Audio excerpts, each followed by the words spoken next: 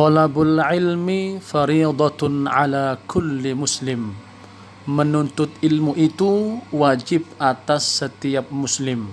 Hadis sahih riwayat Ibnu Majah nomor 224.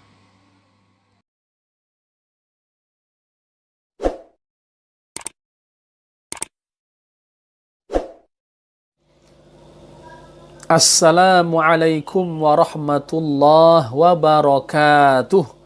Alhamdulillah alladzi hadana lihadza wa ma kunna linahtadiya laula an hadanallah. Wassalatu wassalamu ala asyrafil anbiya'i wal mursalin wa ala alihi wa ashabihi ajma'in. Amma ba'd. Saudara-saudariku, uhibbukum fillah. Hukum mencukur rambut dan memotong kuku bagi orang yang hendak berkurban. Para ulama berselisih pendapat mengenai orang yang akan memasuki 10 hari awal Dzulhijjah dan berniat untuk berkurban. Apakah larangan memotong rambut dan kuku itu haram atau makruh atau bahkan tidak makruh sama sekali? Berikut penjelasannya. Pendapat pertama, Sa'id bin al-Musayyib, Rabi'ah, Imam Ahmad, Ishaq, Daud, dan sebagian murid-murid Imam Asy-Syafi'i mengatakan bahwa larangan memotong rambut dan kuku bagi orang yang hendak berkurban hukumnya haram sampai dilaksanakan penyembelihan kurban pada waktunya. Apakah tanggal 10, 11, 12 atau 13 Dzulhijjah? Secara tekstual, pendapat pertama ini melarang memotong rambut dan kuku bagi orang yang hendak berkurban berlaku sampai hewan kurbannya disembelih. Misal, hewan kurbannya akan disembelih pada hari tasyrik pertama, 11 Dzulhijjah. Maka larangan tersebut berlaku sampai tanggal tersebut. Pendapat ini mendasarinya pada hadis dari Ummu Salamah radhiyallahu anha bahwa Rasulullah sallallahu alaihi wasallam bersabda, "Idza ra'aitum hilala Dzulhijjah wa arada ahadukum ayyudhhiya falyumsik an sya'rihi wa azfarihi." Jika kalian telah menyaksikan hilal Dzulhijjah, telah memasuki 1 Dzulhijjah dan kalian ingin berkurban, maka hendaklah orang yang berkurban membiarkan atau tidak memotong rambut dan kukunya. Hadis riwayat Muslim. Dalam lafaz lainnya, man kana lahu dhibhun yadhbahuhu fa idza uhilla hilalu Dzulhijjah fala ya'khudanna min sya'rihi wala min azfarihi syai'an hatta yudhhiya.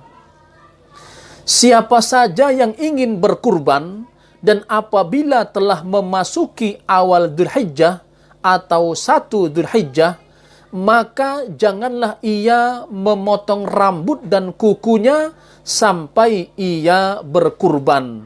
Hadis riwayat Muslim. Pendapat kedua, pendapat ini adalah pendapat Imam Asy-Syafi'i dan murid-muridnya.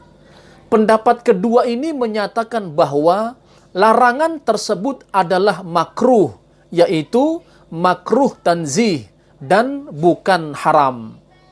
Pendapat ini berdasarkan hadis Sayyidah Aisyah radhiyallahu anha yang menyatakan bahwa Nabi sallallahu alaihi wasallam pernah berkurban dan beliau tidak melarang apa yang Allah halalkan hingga beliau menyembelih hadiyu atau kurbannya di Makkah.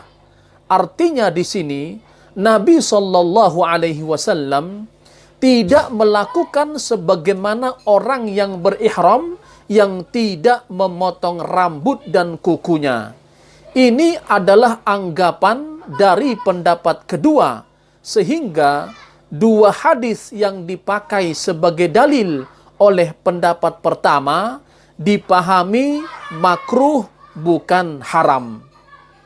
Pendapat ketiga yaitu pendapat Imam Abu Hanifah dan Imam Malik, dalam salah satu pendapatnya menyatakan tidak makruh sama sekali.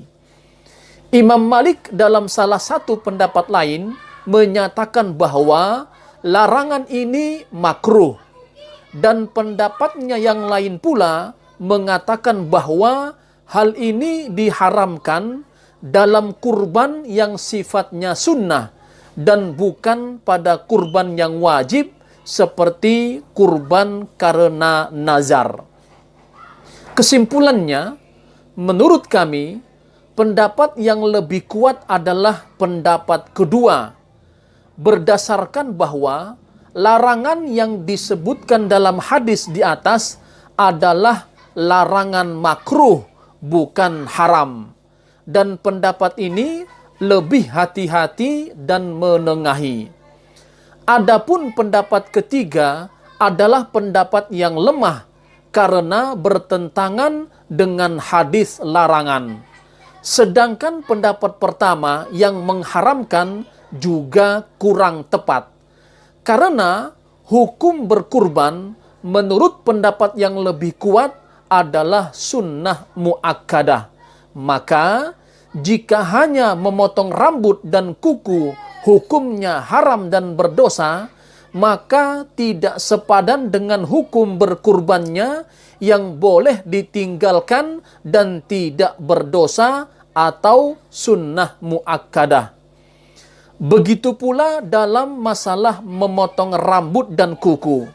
Walaupun dilakukan orang yang berkurban, maka kurbannya tetap sah dan diterima dan tidak berpengaruh terhadap kurbannya tersebut.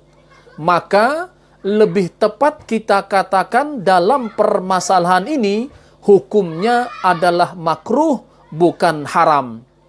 Makruh adalah perbuatan yang apabila ditinggalkan mendapat pahala dan jika dikerjakan tidak berdosa. Wallahu a'lam. Wassalamualaikum warahmatullahi wabarakatuh.